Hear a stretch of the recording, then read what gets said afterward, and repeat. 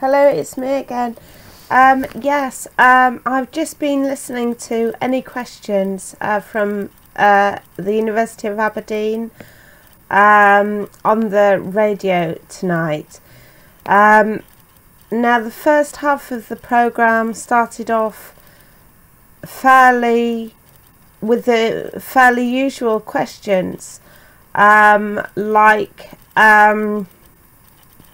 well, I mean, it is you know, the Trident problem, and the Scottish, the SNP, and the sort of breakup that been between people wanting Scotland to be independent, and stuff like that. Then some mental health nurses came round here and got me to take some medication.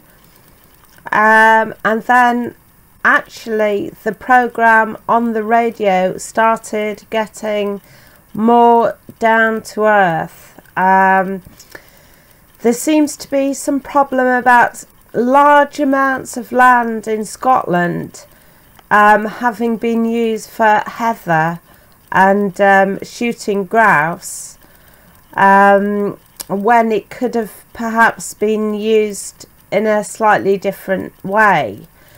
Now, I don't know what's happened to the programme Any Answers, but Jonathan Dimbleby just referred us to the telephone number that is the, as I say, the Northern Ireland telephone number. So it seems like, I don't know exactly where Wales is in this as well, but you know, it seems as though we haven't necessarily been being very helpful to each other. You know, we don't want it to be a terrible competition, a Cold War. Like, I mean, we've got enough Cold Wars going on already, I think, without there being Cold Wars between our, you know, us on our archipelagos or whatever, you know, archipelago, you know, of islands, you know, and it is a difficult question,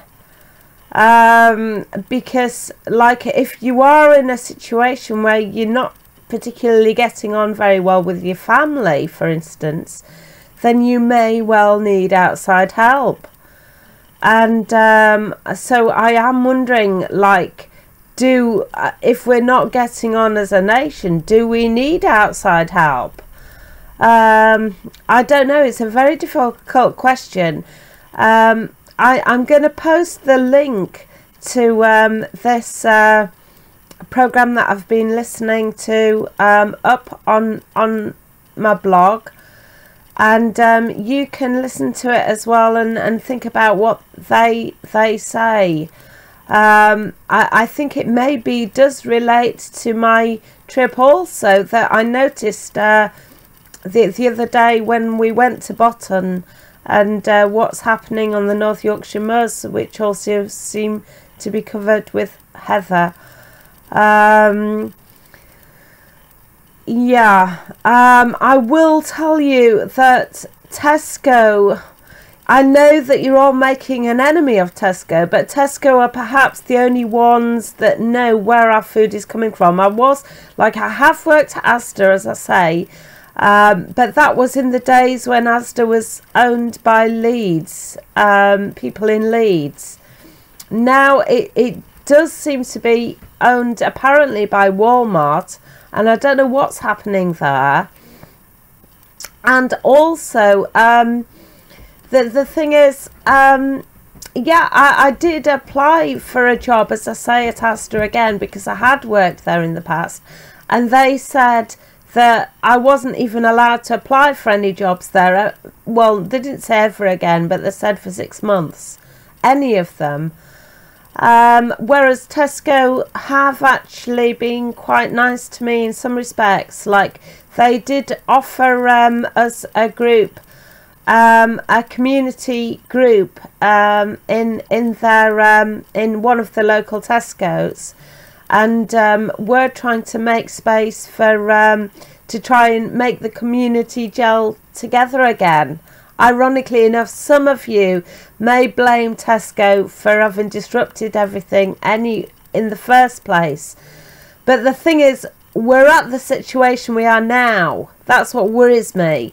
And if Tesco were to close, and all the other supermarkets as well, or whatever, like, we're not going to be able to do it with local shops anymore, necessarily, unless the population dwindles to such a terrible extent that, you know, I mean, there is the waste of food as well, and obviously this competition between the supermarkets has got to stop.